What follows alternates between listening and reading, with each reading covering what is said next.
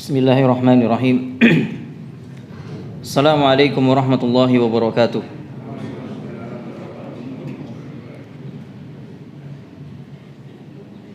Innal hamdalillah nahmaduhu wa nasta'inuhu wa nastaghfiruh wa na'udzu billahi min shururi anfusina wa min sayyiati a'malina.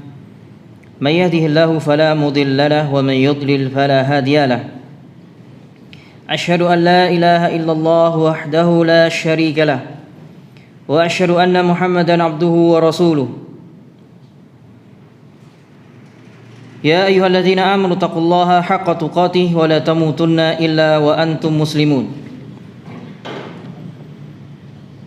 Ya ayyuhan nas ittaqu rabbakumul ladzi khalaqakum min nafsin wahidah wa khalaqa minha zawjaha wa batha minhuma rijalan katsiran wa nisaa'a wattaqullaha alladzi tasaaluna bihi wal arham innallaha kana 'alaikum raqiba. Ya ayyuhalladzina amanu taqullaha wa qulu qawlan sadida yuslih lakum a'malakum wa yaghfir lakum dhunubakum wa may yuti'illaha wa rasulahu faqad faza fawzan 'azima. Amma ba'd, fa inna asdaqal hadits kitabullah wa khairal hadi hadi Muhammadin sallallahu alaihi wasallam wa syarrul umuri muhdatsatuha wa kullu muhdatsatin bid'ah wa kullu bid'atin dhalalah wa kullu dhalalatin finnar. Masih poin yang ke-9 dari pernyataan Al-Imam Asy-Syafi'i tentang masalah tauhid.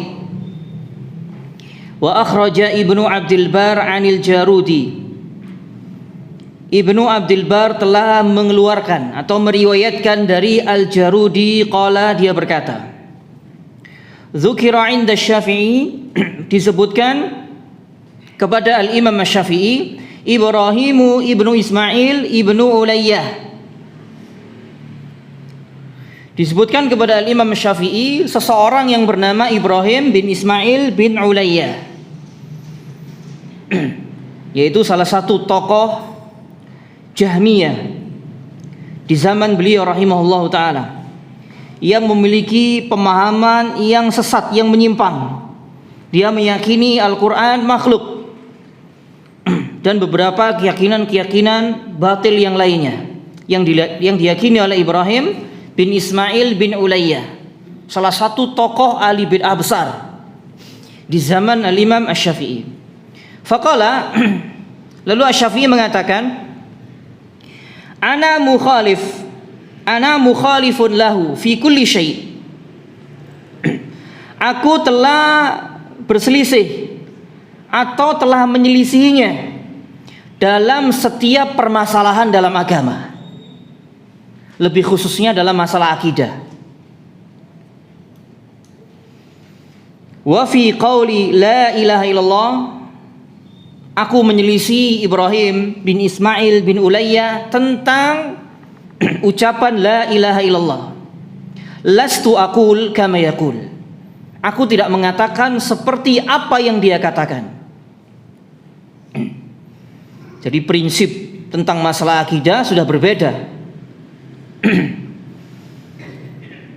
Ana aqul, sementara aku mengatakan la ilaha illallah alladzi kallama Musa alaihi salam takliman min wara'i hijabin. Sementara aku mengatakan la ilaha illallah, tidak ada sesembahan yang patut diibadahi dengan benar kecuali Allah, yang kallama Musa, dia Allah Ta'ala berbicara dengan Musa alaihissalam taklima, secara langsung, benar-benar berbicara secara langsung kepada Musa, min wara'i hijab, di balik hijab. Kira-kira bicaranya di mana ini? Allah Ta'ala berbicara dengan Musa? Hah? Ada yang bisa jawab? Ini ada hadiah ini. Angkat tangan yang jawab. Ya, Tursina ya, Gunung Tursina. Ini silakan diambil.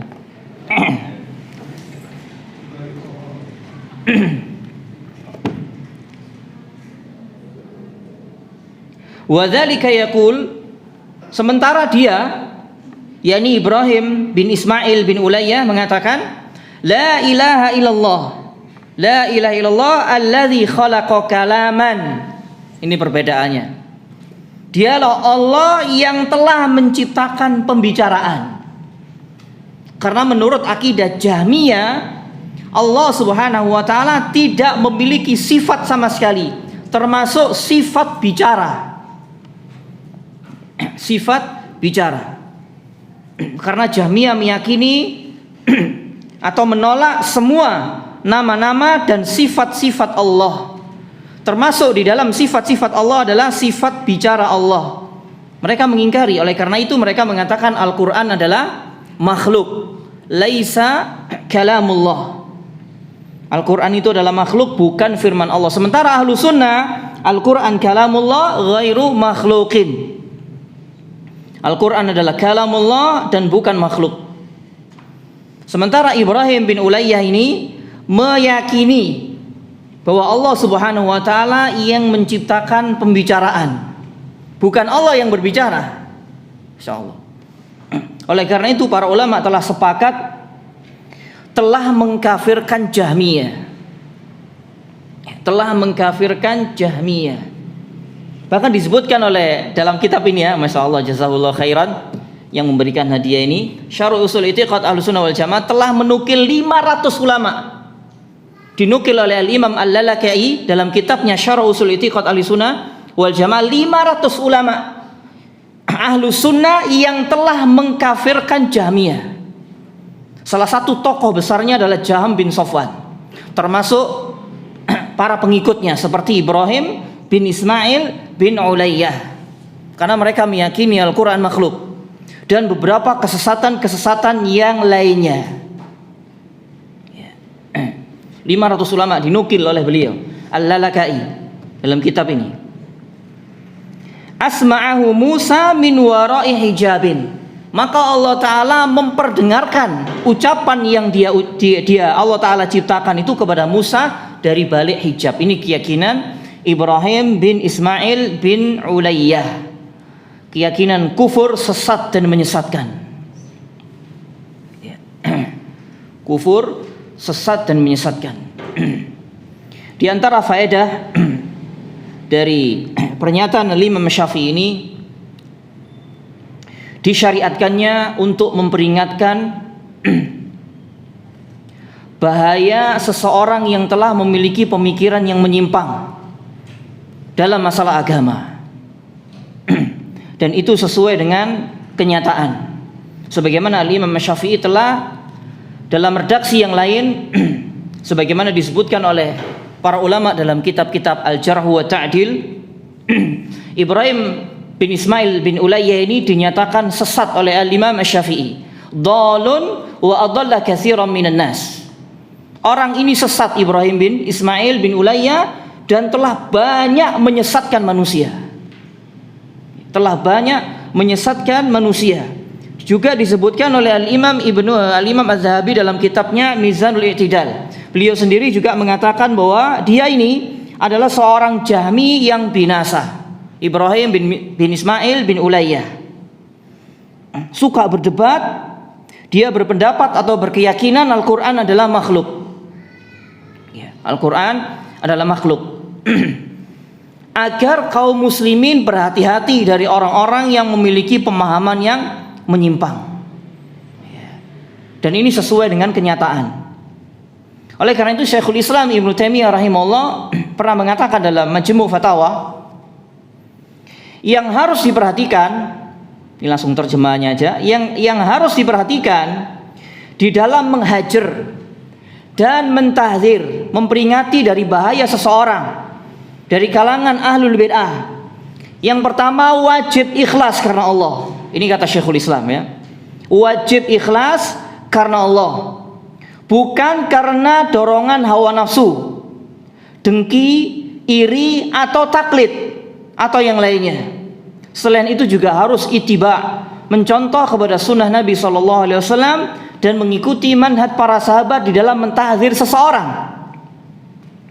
Karena banyak sekali orang yang mentahdzir seseorang karena semata-mata mengikuti hawa nafsunya, dan dia menyangka hal tersebut sebagai bentuk ketaatan kepada Allah. Masya Allah, ini Syekhul Islam.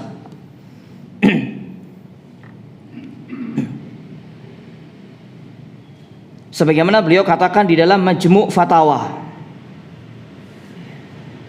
juz yang ke-24 halaman 173. Beliau juga mengatakan rahimahullahu taala,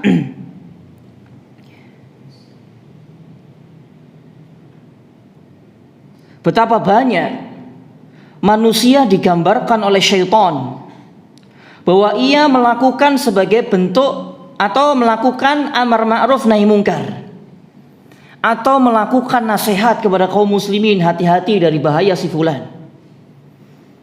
Ternyata itu digambarkan oleh syaitan bahwa itu sebuah kebaikan dan jihad di jalan Allah.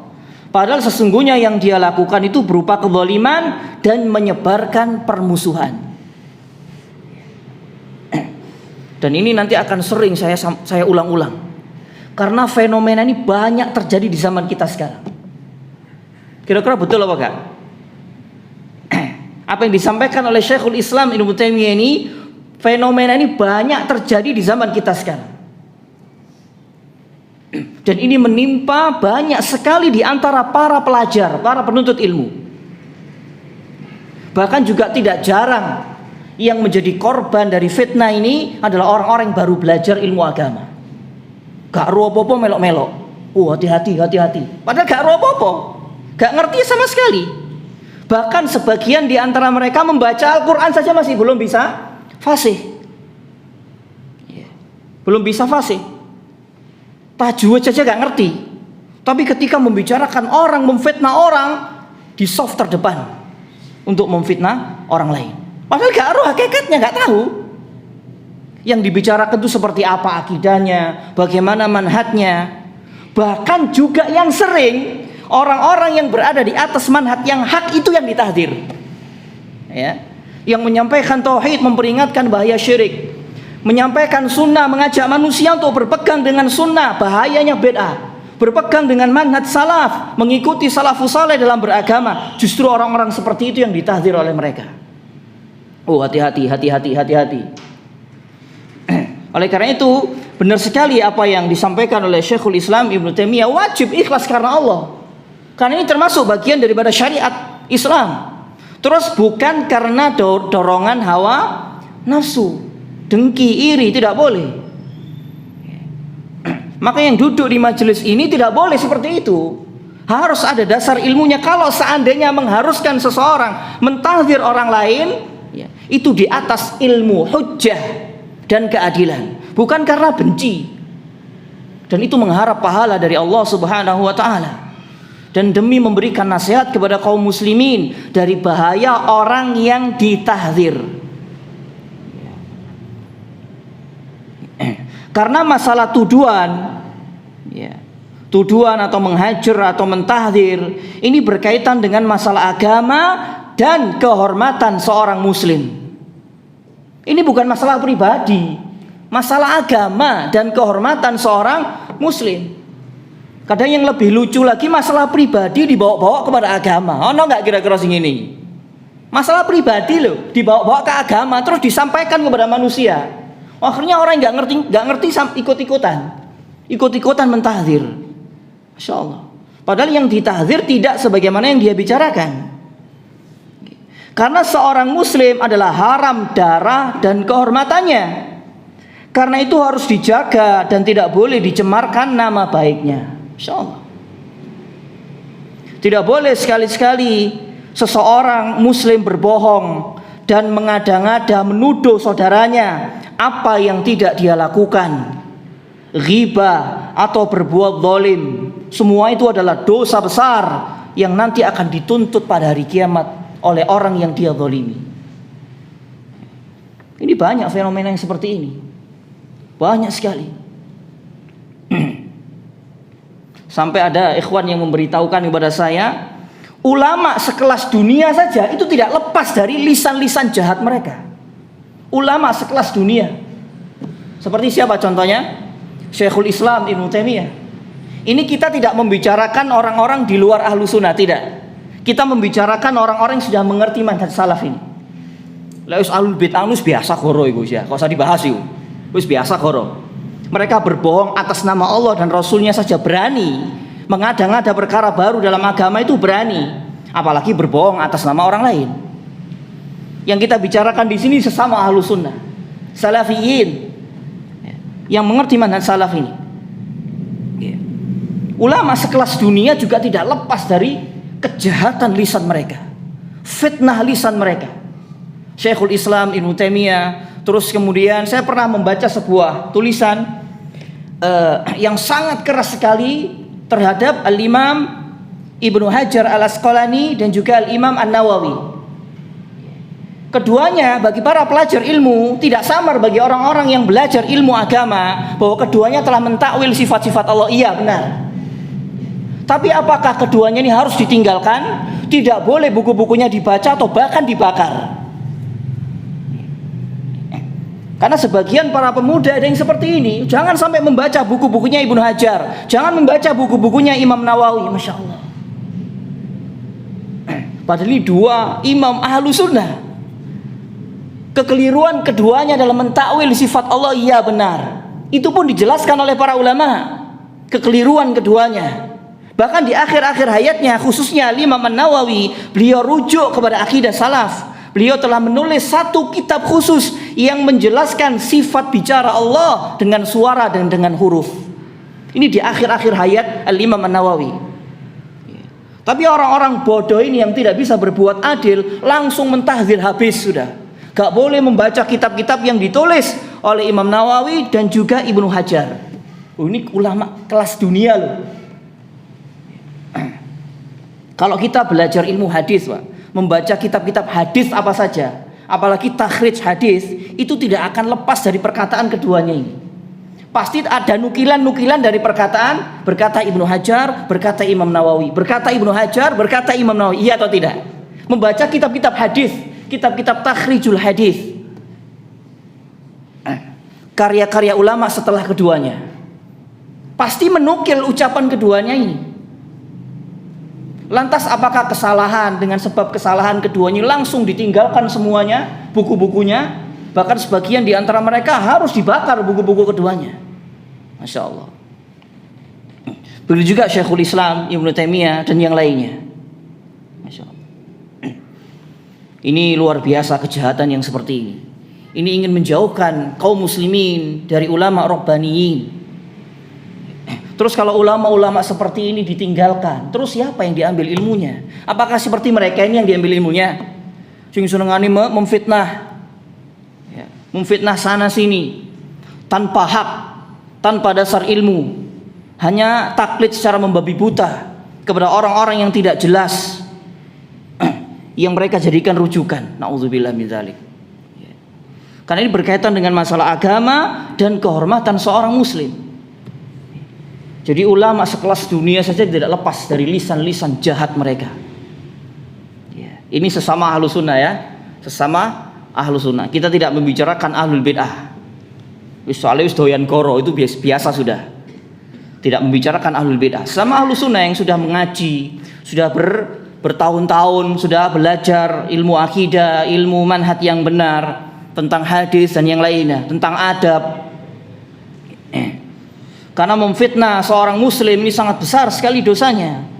Man qala fi mu'min laisa minhu askanahu Allahu radghatal khabal. Barang siapa yang berkata menuduh seorang mukmin dengan sesuatu yang tidak ada padanya, maka Allah akan menempatkannya dalam cairan penghuni neraka hingga ia keluar dari apa yang dia tuduhkan. Jadi kita harus hati-hati. Harus hati-hati. Dan kita juga harus waspada dari orang-orang seperti mereka ini. Hati-hati. Karena itu bisa merusak agama kita, bisa merusak tingkah laku kita, bisa merusak lisan kita, bisa merusak akhlak kita. Apabila kita duduk dengan mereka, bermajelis dengan mereka, bersama dengan mereka, bisa merusak agama kita. Sebagaimana pekan yang terakhir kemarin kita sampaikan nasihat Syekh Muhammad bin Shalih Al-Utsaimin, hati-hati dengan orang-orang seperti mereka. Jangan sampai duduk dengan mereka. Jangan sampai duduk dengan mereka. Mereka adalah orang-orang yang berbuat kerusakan di atas muka bumi ini. Jadi sekelas ulama dunia saja tidak luput dari lisan jahat mereka, apalagi orang-orang di bawah mereka. Seperti kita ini, Masya Allah, duduk sopo-sopo ya. Ini sekelas Al-Hafidh Ibnu Hajar, Al-Imam An-Nawawi, itu tidak lepas dari lisan jahat mereka. Itu harus hati-hati. Terus di sini faedah yang berikutnya menjelaskan tentang kesesatan orang yang telah menyimpang tersebut sesuai dengan keadaannya. Sebagaimana dijelaskan oleh Al-Imam Syafi'i di sini, bahwa kerusakan akidah Ibrahim bin Ismail bin Ulayyah, dia meyakini bahwa Allah Ta'ala itu tidak berbicara. Maksudnya pembicaraan itu diciptakan oleh Allah, bukan Allah yang berbicara kepada Musa. Ini keyakinan rusak Ibrahim bin Ismail bin Ulayyah.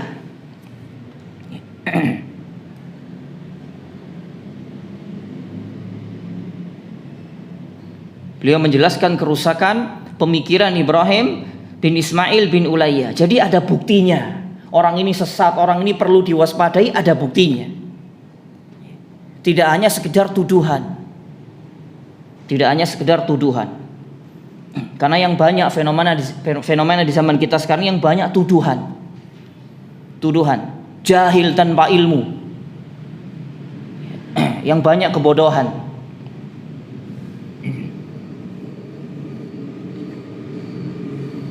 Jadi harus waspada kita duduk dengan orang-orang seperti mereka.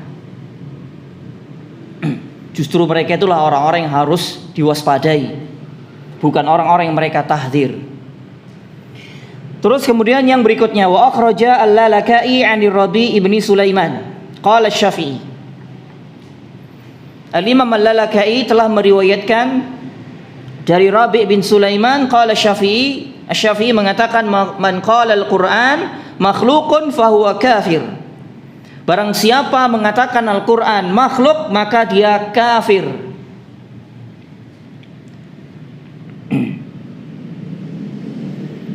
Dari mana sisi kafirnya, Pak? Orang mengatakan Al-Qur'an makhluk itu kafir, dari mana sisinya? Ada yang bisa jawab? Hah? Dari mana? Al-Quran adalah kalamullah. Kalam adalah salah satu sifat bicara Allah. Jika Al-Quran dikatakan makhluk, berarti sifat Allah adalah makhluk. Ini letak kekafirannya. Berarti menyamakan Allah dengan makhluk. Sementara Allah Ta'ala berfirman, laisa kamitslihi syai'un.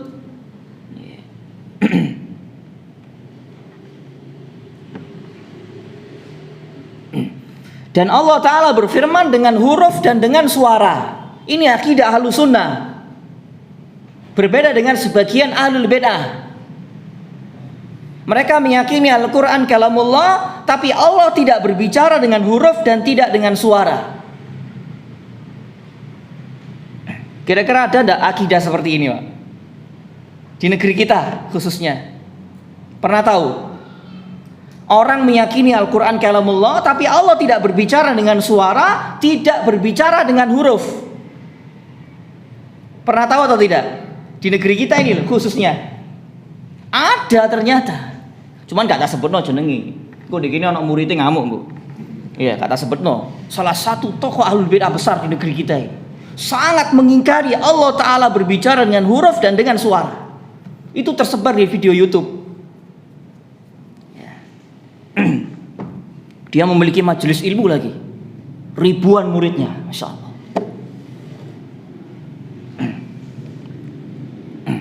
Ribuan muridnya, menyebarkan kesesatan di tengah-tengah manusia. Padahal ini merupakan akidah Ahlus Sunnah. Tentunya kalau Allah Ta'ala berbicara dengan suara, dan tentunya Al-Quran ini dengan huruf. Allah Ta'ala menurunkan Al-Quran ini dengan huruf. Mana di antara dalilnya bahwa Al-Quran itu adalah huruf?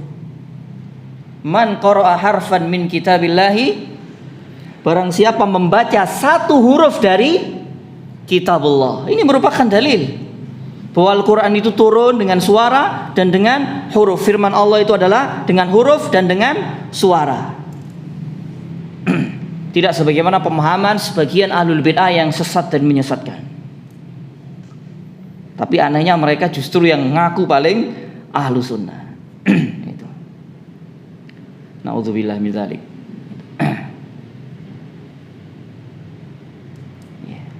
Karena di zaman kita ini sekarang, sebagaimana yang disabdakan oleh Nabi SAW ketika beliau telah mengkhabarkan bahwa nanti di suatu masa tertentu atau di akhir zaman nanti akan muncul beberapa kaum yang mereka menamakan sesuatu bukan dengan namanya. Ketika itu beliau membicarakan tentang masalah khamr, minuman keras. Nanti akan muncul suatu masa ada orang-orang yang menamakan khamr itu bukan dengan nama khamr.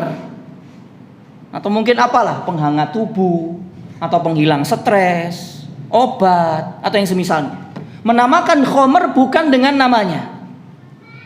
Oleh karena itu sebagian ahli ilmu memetik faedah dari hadis ini, bahwa nanti berbagai macam nama itu manusia akan menamakan bukan dengan nama aslinya.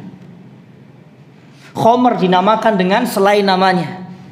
Tauhid dinamakan dengan selain tauhid. Syirik dinamakan dengan selain syirik. Sunnah dinamakan dengan selain sunnah. Bid'ah dinamakan dengan selain bid'ah. Yusammunaha bighairi ismiha.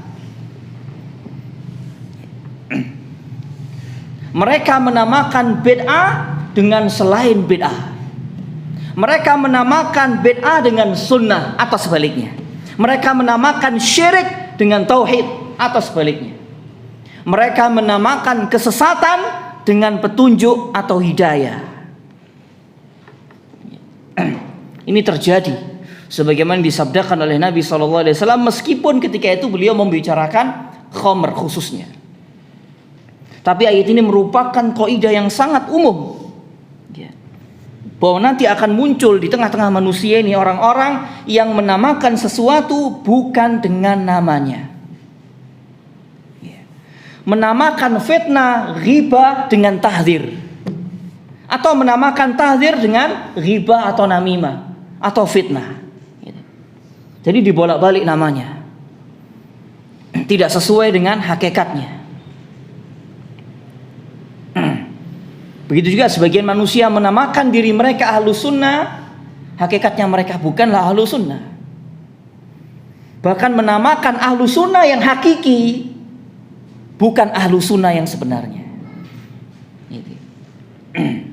Dan ini terjadi. Dan ini terjadi pada zaman kita sekarang. Bahkan katanya ada sebuah muktamar di suatu negeri sana ya. Sebuah muktamar, kumpulan berbagai macam kelompok organisasi yang mereka menamakan diri mereka dengan ahlu sunnah. Dan mereka telah sepakat mengeluarkan salafi wahabi dari ahlu sunnah wal jamaah. Alhamdulillah. Lek jariku alhamdulillah. Karena tidak sesuai dengan mereka. Wis PPN gon mulai jeneng ahlu sunnah itu. Ya. Mengeluarkan salafi wahabi dari ahlu sunnah. Masya Allah. Yusammunaha bighairi ismiha. Sing senengane melakukan berbagai macam ritual-ritual bid'ah. Berkumpul melakukan muktamar.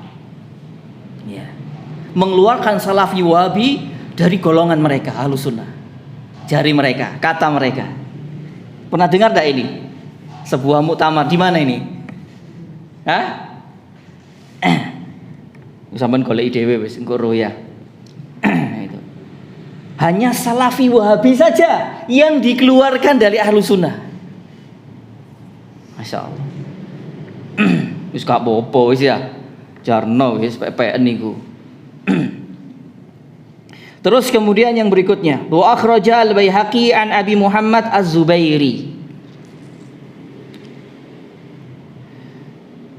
Al-Baihaqi telah meriwayatkan dari Abu Muhammad Az-Zubairi qala, dia berkata qala rajulun li Syafi'i. Seseorang berkata kepada Imam Syafi'i, akhbirni 'anil Qur'an. beritahukan kepadaku tentang Al-Quran. Khaliqun huwa, apakah Al-Quran itu pencipta? Qala Syafi'i Allahumma la, bukan. Al-Quran itu bukan pencipta. Qala fa makhluq, lalu orang yang bertanya ini mengatakan, apakah Al-Quran itu makhluk? Qala Asy-Syafi'i Allahumma la, bukan juga. Qala fa ghairu makhluq Allahumma na'am, kata Syafi'i. Apa Al-Quran itu bukan makhluk? Iya benar, Al-Quran itu bukan makhluk. Qala fa mad dalil ala annahu ghairu makhluk, mana dalilnya kalau Al-Quran itu bukan makhluk? Farafa Asy-Syafi'i ra'sahu, maka Imam Syafi'i mengangkat kepalanya. Wa qala, dan dia berkata, tuqirru bi anna al-Qur'an kalamullah, apakah kamu meyakini Al-Qur'an itu kalamullah? Qala na'am, ya, kata orang tadi yang bertanya tadi. Qala Syafi'i, lalu Syafi'i mengatakan, sabaqat fi hadhil kalimah qala Allah ta'ala dzikruhu, telah berlalu kalimat tentang masalah ini, akidah masalah ini. Bukankah Allah Ta'ala berfirman, wa in ahadun minal musyrikina istajaraka fa'ajirhu hatta yasma'a kalam Allah. Ini salah satu ayat yang menunjukkan bahwa Al-Quran adalah kalamullah. Surat At-Taubah ayat yang ke-6. Dan jika seseorang di antara orang-orang musyrik itu meminta perlindungan kepadamu, maka lindungilah dia supaya dia sempat mendengarkan kalamullah, yakni Al-Quran. Wa kallamallahu Musa taklima. Lalu Asy-Syafi'i juga membawakan dalil ayat yang lain, Allah Ta'ala benar-benar berbicara dengan Musa. Allah Ta'ala benar-benar berbicara dengan Musa. Qala Asy-Syafi'i, fatuqirru bi anna Allah kana wa kana kalamuhu wa kana kalamahu. Lalu Asy-Syafi'i mengatakan lagi, apakah engkau membenarkan bahwa Allah Ta'ala berbicara ataukah Allah Ta'ala tidak berbicara? Maka orang tersebut mengatakan, bal kana Allah wa kana kalamahu, Allah Ta'ala berbicara. Qala fatabassama Asy-Syafi'i, maka Asy-Syafi'i tersenyum. Al-Imam Asy-Syafi'i tersenyum. Wa qala ya Kufiyun, beliau mengatakan, wahai orang-orang Kufah, innakum lata'tuni bi'azimin minal qaul, sesungguhnya kalian datang kepadaku dengan perkataan yang besar. Idza kuntum tuqirruna bi anna Allah kana qabla al-qaul wa kana kalamahu famin aina lakumul kalam. Jika kalian mengatakan ini kata Syafi'i, wahai penduduk Kufah, sesungguhnya kalian datang kepadaku dengan perkataan yang besar. Jika kalian membenarkan sejak dahulu bahwa Allah Ta'ala berbicara, bagaimana perkataan kalian? Sesungguhnya Allah berbicara atau selain Allah yang berbicara? Ketika orang-orang Kufah ini mengingkari sebagian di antara mereka ketika Allah Ta'ala berbicara dengan Musa, maka terdiamlah orang tersebut, lalu dia keluar. Qala fasakata rajul fa kharaja. Sebagian di antara orang-orang Kufah yang telah mengingkari sifat Allah Ta'ala berbicara, ya, berbicara. Terus kemudian yang berikutnya, wa fi juz'il i'tiqad al-mansub li Syafi'i, dan pada bagian tentang masalah akidah yang disandarkan kepada Al-Imam Asy-Syafi'i, min riwayati Abi Thalib Al-Ishari, dari riwayat Abu Thalib Al-Ishari, ma nasahu, yang telah dia naskan.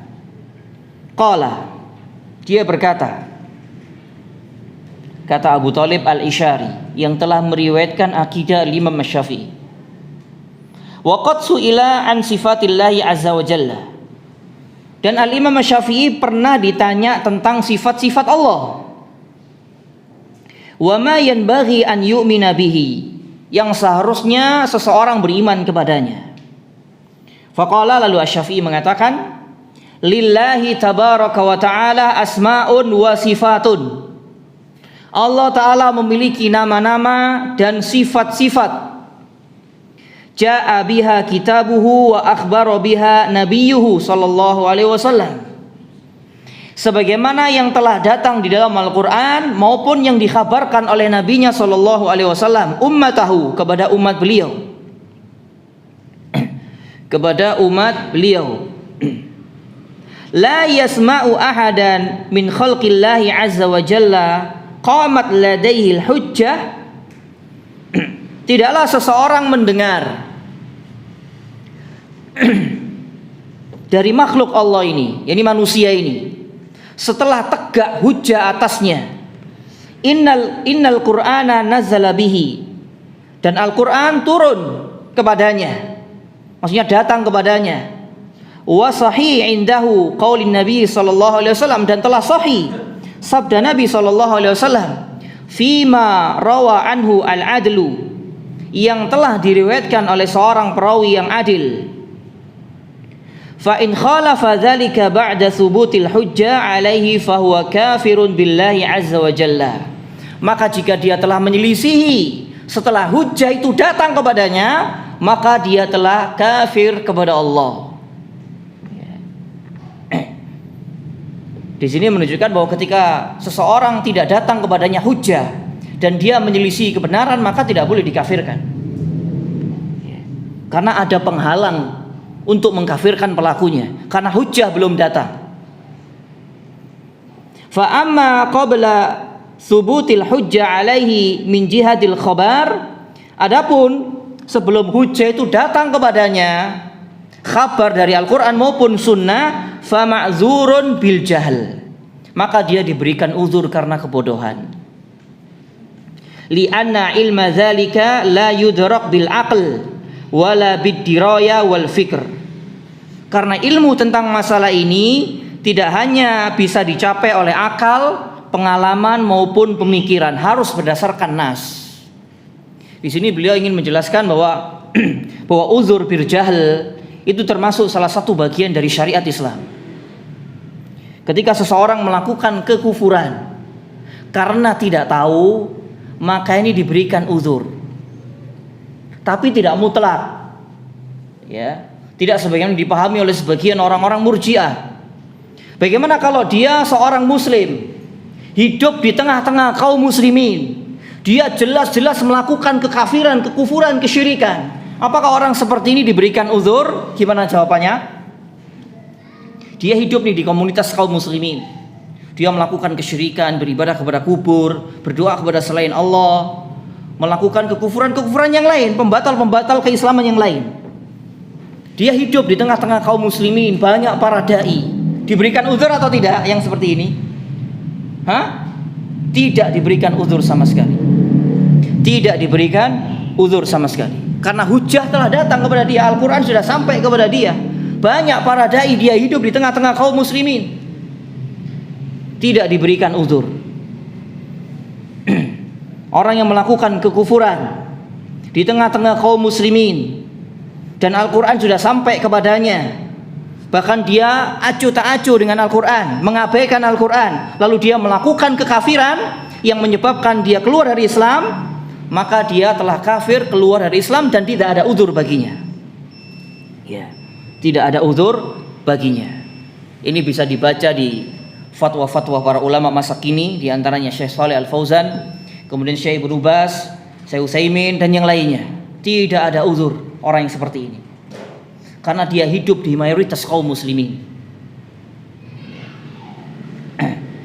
Terlebih lagi itu perkara-perkara yang wadih, yang jelas kufur, dan itu diketahui oleh kaum muslimin. Diketahui oleh kaum muslimin, seperti tidak boleh mencela salah satu di antara syariat Islam, mencela syariat Islam, berdoa kepada selain Allah, bersujud kepada selain Allah.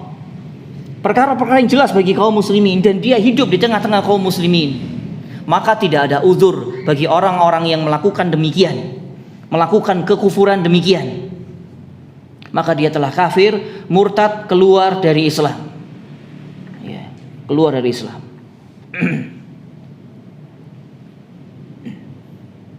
Jadi tidak mutlak uzur bil jahal itu kalau selama orang itu bodoh maka dia diberikan uzur. Tidak mutlak, ada syarat-syaratnya. Ada syarat-syaratnya. Tidak sebagaimana sebagian orang yang memiliki pemikiran murji'ah. Ya. Yang penting orang itu bodoh, belum datang hujah, dia diberikan uzur mutlak. Tidak benar sama sekali. Apalagi dia hidup di tengah-tengah kaum muslimin, hidup di tengah-tengah banyaknya para dai, para ustadz yang menyampaikan tauhid, menyampaikan bahaya syirik, namun dia melakukan kesyirikan. Tidak ada uzur sama sekali. Tidak ada uzur sama sekali. Wallahu taala alam bisawab. Ini masih banyak sekali. Jadi secara ringkasnya di poin yang ke-12 ini, Al-Imam Syafi'i ingin menetapkan berbagai macam nama-nama dan sifat-sifat Allah. Dan ini berbeda jauh, berbeda sekali dengan orang-orang yang menisbatkan diri sebagai pengikut Al-Imam Syafi'i. Insyaallah akan kita bahas pertemuan yang berikutnya. Al-Imam Syafi'i menetapkan kedua tangan bagi Allah. Al-Imam Syafi'i menetapkan wajah bagi Allah. Al-Imam Syafi'i menetapkan jari jemari bagi Allah. Al-Imam Syafi'i menetapkan kaki bagi Allah dan sifat-sifat Allah yang lainnya. Yang ini diingkari oleh orang-orang yang mengaku menisbatkan diri pengikut mereka, lebih khususnya pada zaman kita sekarang. Ya. Mereka menolak itu semua. Allah Ta'ala nggak punya tangan, Allah Ta'ala nggak punya kaki, Allah Ta'ala nggak punya wajah. Semuanya itu harus ditakwil. Berbeda dengan akidah imamnya yang katanya menjadi teladan mereka, tapi berbeda jauh. Berbeda jauh.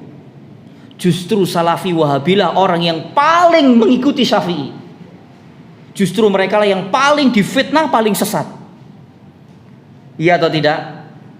Difitnah, paling sesat. Katanya akidah mujassimah atau musyabbihah. Insyaallah ta'ala akan kita bahas pertemuan yang berikutnya bagaimana akidah Imam Syafi'i tentang masalah nama-nama dan sifat-sifat Allah.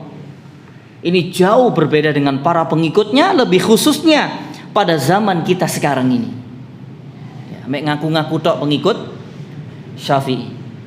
Wis goro-goro ya. Wis goro tok yo. Gitu. Wallahu ta'ala alam bisawab. Mungkin ini yang bisa kita bahas. Kurang lebihnya saya mohon maaf. Aku qouli hadza wa astaghfirullah li wa lakum. Kita akhiri dengan doa kafaratul majlis. Subhanakallahumma wa bihamdika asyhadu an la ilaha illa anta astaghfiruka wa atubu ilaik. Assalamualaikum warahmatullahi wabarakatuh.